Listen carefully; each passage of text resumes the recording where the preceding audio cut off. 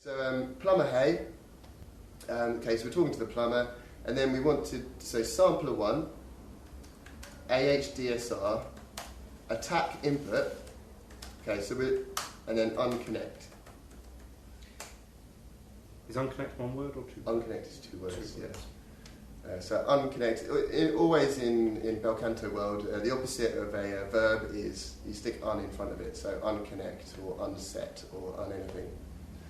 Okay, so sampler 1, AHDSR, attack input, unconnect, that will basically, anything that's plugged into the AHDSR's attack input will get disconnected. It could be multiple connections, they'll all get broken. So sampler 1, AHDSR, attack input, unconnect, and now that leaves us open to set this ourselves. So we can say sampler 1, AHDSR hey. Sampler 1 AHDSR hey. The only thing that will be listening to us now is the envelope, the AHDSR, and then let's say attack to X set.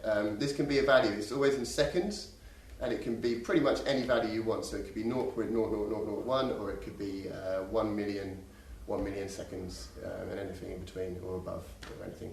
Okay, so sampler 1 AHDSR hey, attack to let's just try 0.5 set, so half a second. Lovely piano with the pitch bend there. But you can hear that the attack's gone up now.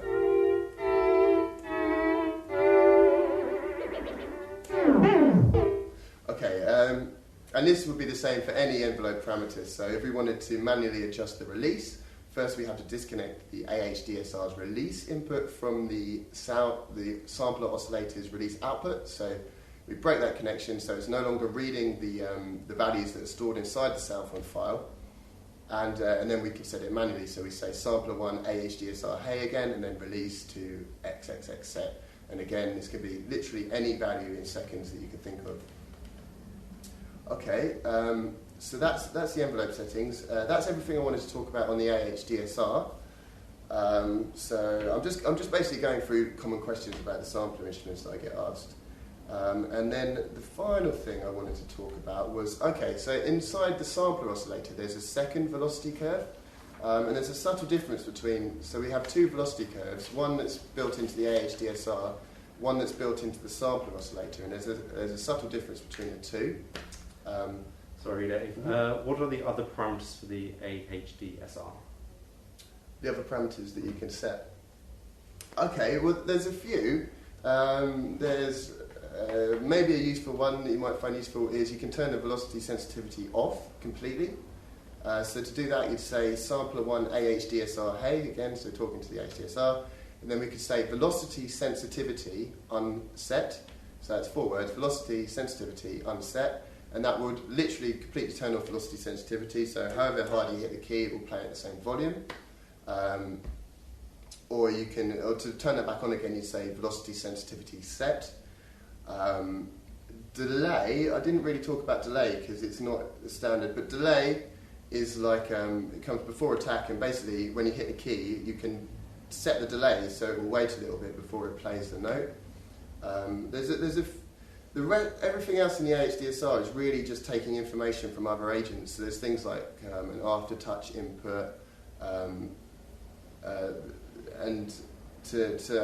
but probably this is a whole lesson. Yeah. Another whole lesson. Yeah. So maybe we'll make that into another seminar at a later date.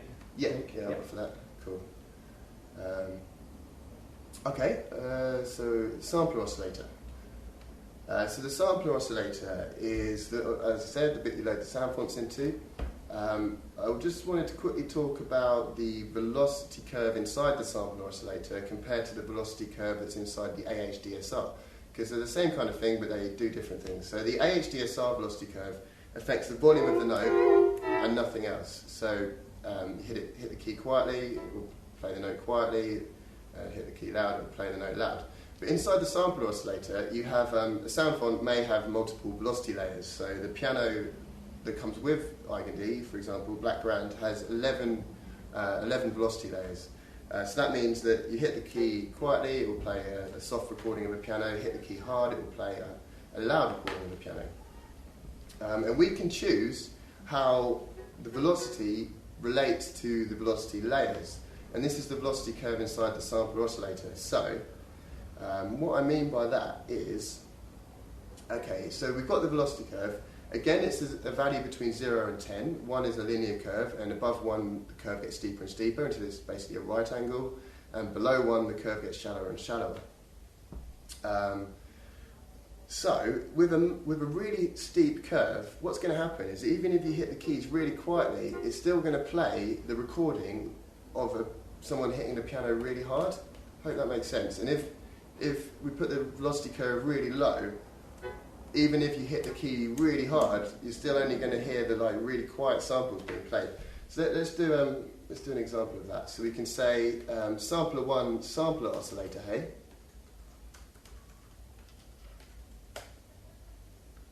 So sampler 1, sampler oscillator, hey. The only thing that's listening now is the sampler oscillator. And then let's say velocity curve to, let's put it at 10. So the maximum we can go is 10. And now, oh, actually, one second, I'm just going to turn the attack down so you can hear what's going on.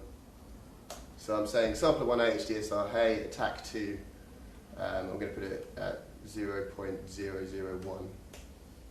Okay. Lovely pitch bend, alright.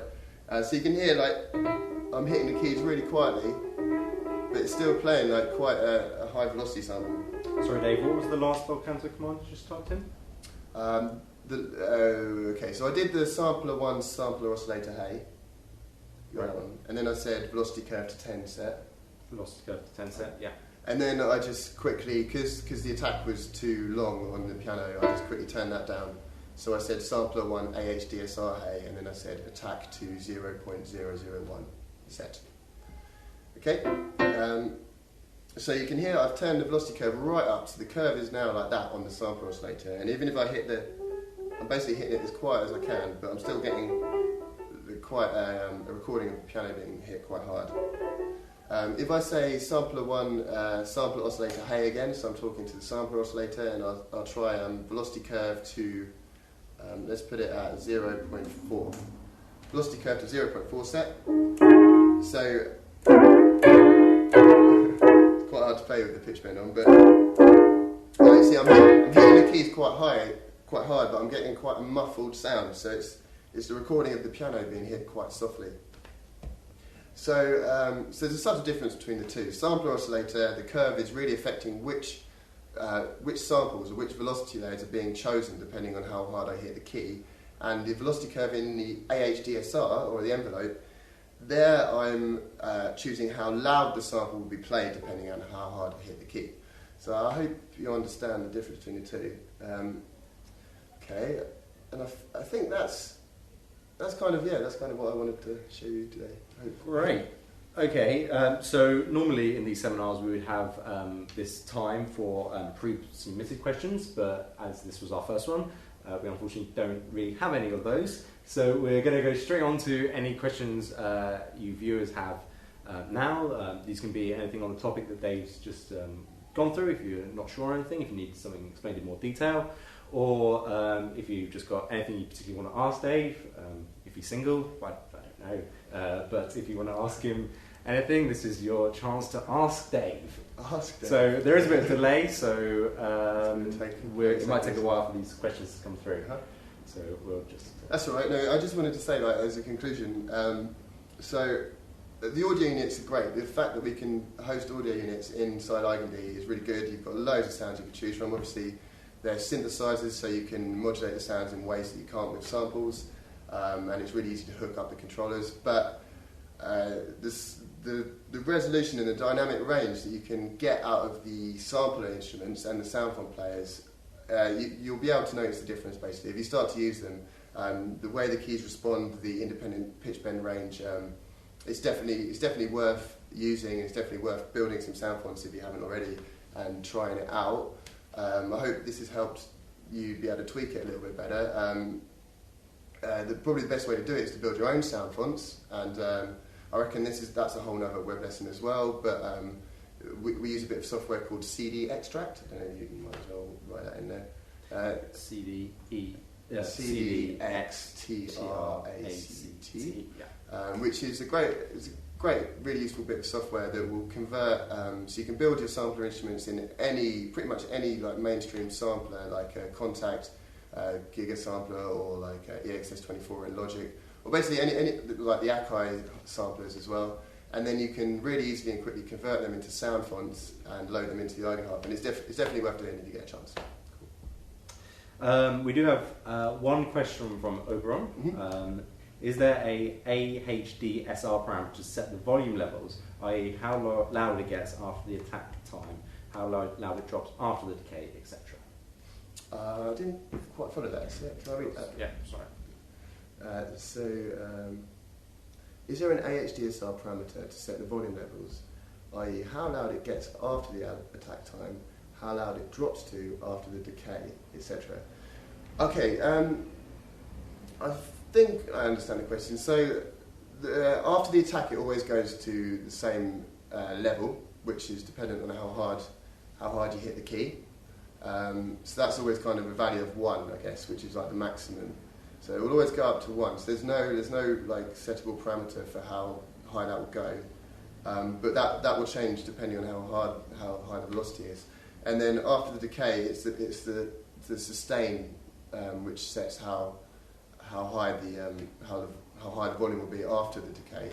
And the sustain is, I mean, at the moment it's a parameter, so you could set that just AHDSR hey. Once you've disconnected the input, that is, from the sampler oscillator, you say AHDSR hey, sustain to X set, which is probably worth saying it's a value between 0 and 1, the sustain, so it's anything between 0 and 1. But if you wanted to, you could even attach a controller to the sustain, so you could say, okay, I'm going to attach the pressure of the key to the sustain level, so then after the decay's happened, so you've gone down to the sustain, and then the sustain will be moving about depending on how hard you're pressing the key. So all these parameters are also inputs that can be affected from somewhere else. Cool. So I presume that there's no other questions. There doesn't seem to have any over the chat. So just quickly, probably mention the next seminar on the Alpha, which will be creating your own key layouts. Right, yes. Yeah. Yes. So we'll be doing like tuning the keys. Like you can change the intervals between the courses, tune it like a guitar. You can instead of like having 5 courses going vertically in columns, we can like have 24 courses going that way, or courses going diagonally. There's all sorts you can do. It's completely customizable, the key layout, so we'll be looking at that. Cool. So I think we'll probably be doing that next Thursday. Mm-hmm. I think same time at 7 PM London time. You can, if you have any questions that you want to put to Dave for that beforehand, which you particularly wanted to mention, maybe give him a bit of a heads up, you can email them to customer services at eigenlabs.com, or our Twitter account at Eigenharp, or over our facebook.com/Eigenharp, or again in our forums thread, we'll create a seminars thread which you can do that. We also are about to begin running one-to-one tuitions with Dave here and Sam and I think Gert as well. I think Gert. Yeah, I have prices here. Sorry, just one sec. So prices start from £22 for a half hour. I think that's with Sam. And then £39 for a full hour, and those will be done over a kind of Skype sort of tuition-based thing. So I think that's everything. Oh, will you show hexagonal key layouts in the creating your own key layouts?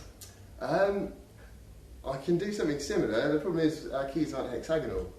So I think we'll probably try and save these questions for the actual seminar. Yeah. I think they might be talking about like the axes type thing. Yeah. I'll think about it. Yeah. Okay, so I think that's it. If there's no other questions, I'll just wait a couple of seconds for the delay to go through. Yeah. I hope you've enjoyed it. I think we have. Yeah, it's been good. I think that's probably it. So have a good night and enjoy tuning your Eigenharp or editing the sounds on your Eigenharp. Cheers. Bye. Bye.